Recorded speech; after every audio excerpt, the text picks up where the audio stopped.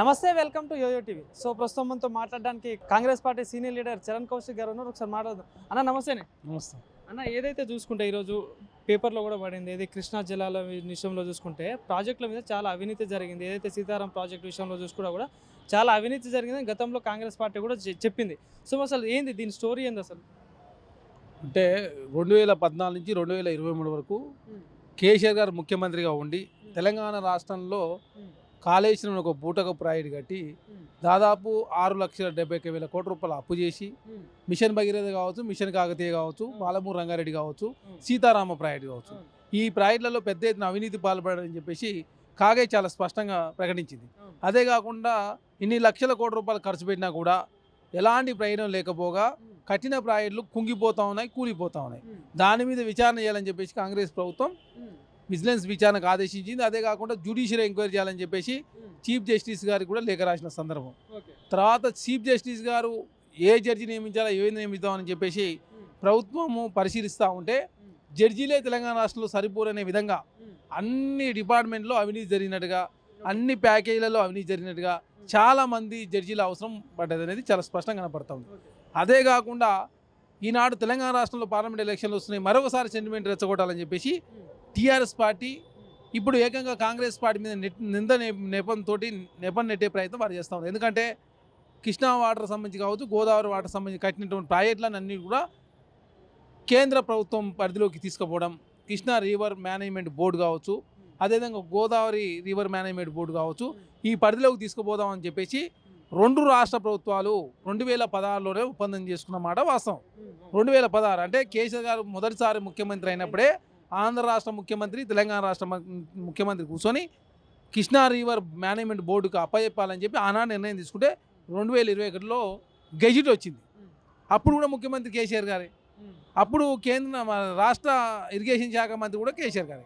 వారే అసెంబ్లీలో మాట్లాడుతూ ఇంకా 2 సంవత్సరాల కాలం పాటు టైం ఇవ్వాలని చెప్తే కేంద్ర ప్రభుత్వం టైం ఇచ్చింది. కానీ ఇప్పుడు ఏకంగా అది కాంగ్రెస్ ప్రభుత్వమే చేసింది. కాంగ్రెస్ ప్రభుత్వం భారతీయ జనతా పార్టీతో మిలాఖతై తెలంగాణ రాష్ట్రంలో కృష్ణా వాటర్ సంబంధించి కావచ్చు, గోదావరి సంబంధించిన ప్రాజెక్టులను కృష్ణా రివర్ మేనేజ్మెంట్ బోర్డుకు అప్పచెప్పిందని చెప్పేసి కాంగ్రెస్ పార్టీ మీద బురదలే ప్రయత్నం వారు చేస్తూ ఉన్నారు. వారి వ్యాఖ్యను తీవ్రంగా ఖండిస్తూ మీరు చేసిన తప్పులను కాంగ్రెస్ పార్టీ మీదికి లేదా కాంగ్రెస్ ప్రభుత్వం మీదకి, అదేవిధంగా ముఖ్యమంత్రి గారికి మీదికి నెట్టే ప్రయత్నం మీరు చేస్తూ ఉన్నారు అనేది చాలా స్పష్టం. కాబట్టి తెలంగాణ రాష్ట్ర ప్రజలంతా కూడా విజ్ఞులు, చాలా ధన్యులు. ఎందుకంటే 2016లో చేసుకున్నట్టు ఒప్పందం మూలంగా 2021లో గెజిట్ వచ్చింది. 2021లో గెజిట్ వస్తే మీరే అసెంబ్లీకి చాలా స్పష్టంగా మాట్లాడుతూ 2 సంవత్సరాల కాలం పాటు టైం అని చెప్తే కేంద్ర ప్రభుత్వం టైం ఇచ్చింది.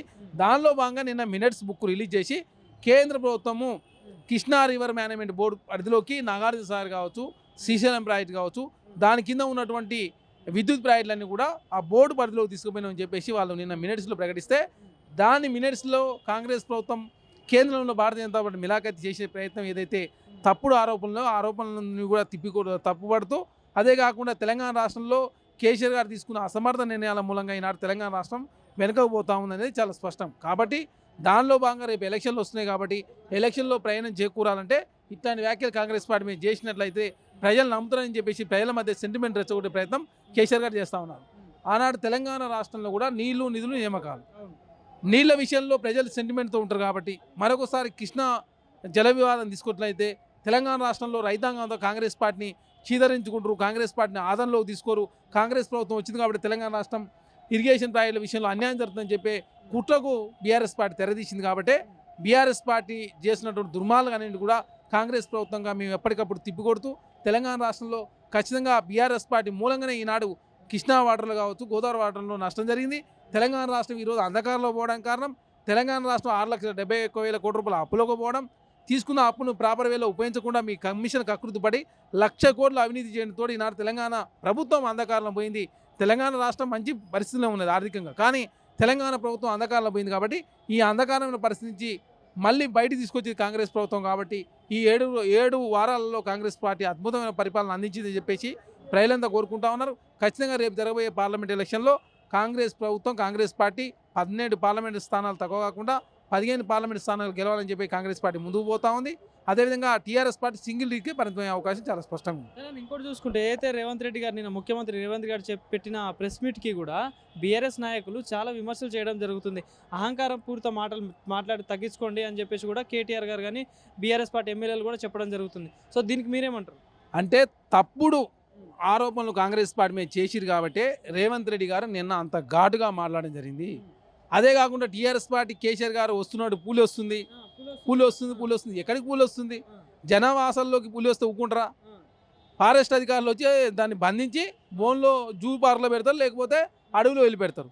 ఇప్పుడు కేసీఆర్ గారు మరి పూలి అంటే అడవిలో ఉంటాడా? మరి ఉండండి అడవిలో, ఎవరు వద్దన్నారు? కేసీఆర్ గారు ఇన్ని రోజులు పామోలే ఉన్నాడు, మీరు పర్మనెంట్గా పామోలు ఉండని చెప్పేసి ప్రజలంతా కోరుకురు కాబట్టి కేసీఆర్ గారు పార్టీ రిజెక్ట్ చేసిరు, కేసీఆర్ గారు రిజెక్ట్ చేసిరు. అదే కాకుండా రేపు పార్లమెంట్ ఎలక్షన్ తర్వాత బీఆర్ఎస్ పార్టీ కనుమరుగైపోయే రోజులు చాలా దగ్గరలో ఉన్నాయి.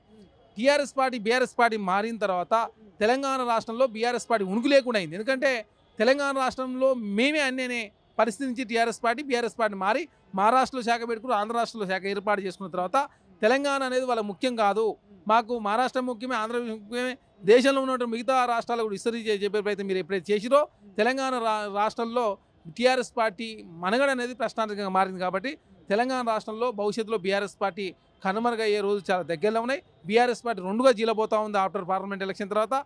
దానిలో భాగంగానే 6 నెలల కాలం పాటు విమర్శలు చేయనని చెప్తూనే కాంగ్రెస్ పార్టీ మీద కాంగ్రెస్ ప్రభుత్వం తీవ్రమైన విమర్శలు చేస్తూ తెలంగాణ రాష్ట్రంలో కాంగ్రెస్ ప్రభుత్వం కూలిపోతుందని చెప్పేసి రఘునందన్ రావు గారేమో బీజేపీ సంబంధించినటువంటి మన రాజా సింగ్ గారు మాట్లాడుతూ ఉన్నారు, బండి సంజయ్ గారు మాట్లాడుతూ ఉన్నారు.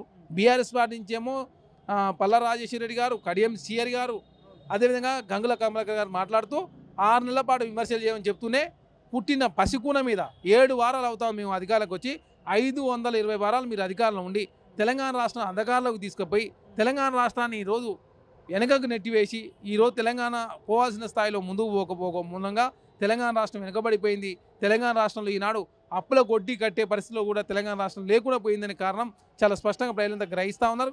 కాబట్టి రేపు జరగబోయే పార్లమెంట్ ఎలక్షన్లో 1-2 స్థానాలు సాధించాలంటే కాంగ్రెస్ పార్టీ ఇట్లాంటి విమర్శలు చేస్తే తప్ప కాంగ్రెస్ పార్టీకి అందరూ ఓట్లు వేసే పరిస్థితి ఉంది. కాబట్టి ఇంకోటి ఏదైతే చూసుకుంటే రేవంత్ రెడ్డి గారు లాంటి నాయకులని బీఆర్ఎస్ పార్టీ వేల మంది నాయకులను చూసింది, భయపడేది లేదు, మాకు జైలేం కొత్త కాదు, ఉద్యమాలు కొత్త కాదు అని చెప్పేసి కూడా మాట్లాడుతున్నారు. ఏమంటారు దీన్ని? మీరు ఉద్యమాలు కొత్త కాకపోతే ఉద్యమాలు చేయండి, ఎవరో దాంట్లేము. మేము తెలంగాణ రాష్ట్రంలో ప్రజాస్వామ్యం బతికుండాలని, ప్రజాస్వామ్యంలో ప్రతిపక్ష పార్టీలు ఉండాలని, అసెంబ్లీలో మీకు టైం ఇస్తేనే మీరు పారిపోతాం, బయటికి పోతాం, మమ్మల్ని బయటికి పంపండి అనే ప్రయత్నం మీరు చేసిరు. మేము తెలంగాణ రాష్ట్రంలో ప్రజాస్వామ్యబద్ధంగా ఎన్నికైనటువంటి ఎమ్మెల్యేల విషయంలో మాకు ఒక స్పష్టమైనటువంటి ఆలోచన ఉంది. ఎందుకంటే ఒక సభ్యుడు ఉన్నా 39 మంది సభ్యులున్నా సభ్యుడే, వారి హక్కులను మేము హరించమని చెప్పేసి ముఖ్యమంత్రి గారు అసెంబ్లీ సాక్షిగా చాలా స్పష్టంగా ప్రకటించిండు. ప్రజాస్వామ్యంలో ప్రతిపక్ష పార్టీ ఉండాలా, అధికార పార్టీ పాలించే అవకాశం ఇచ్చారు. ప్రతిపక్ష పార్టీల సలహాలు తీసుకుంటానికి మేము సిద్ధంగా ఉన్నాం. తెలంగాణ రాష్ట్రంలో మీరు ధర్నాలు చేసే పరిస్థితి ఏమీ రాదు. ఎందుకంటే 10 సంవత్సరాల కాలం మీరు ఎవరికి టైం ఇవ్వకుండా ఫామ్ హౌస్లో రెస్ట్ తీసుకుంటూ ఇందిరా పార్క్ దగ్గర ధర్నా చౌక్ను ఎత్తేసి, అదేవిధంగా పేపర్లలో టీవీలలో మీడియా సంస్థలతోటి ఆంక్షలు విధిస్తూ, అదేవిధంగా ప్రభుత్వం మీద ఎవరు వ్యతిరేక ప్రకటనలు చేయొద్దని చెప్పేసి ప్రజాస్వామ్యాన్ని కూని చేసే ప్రయత్నంలో భాగంగా చాలా పార్టీల నుంచి గెలిచినటువంటి ఎమ్మెల్యేలను మీరు కొనుగోలు చేశారు.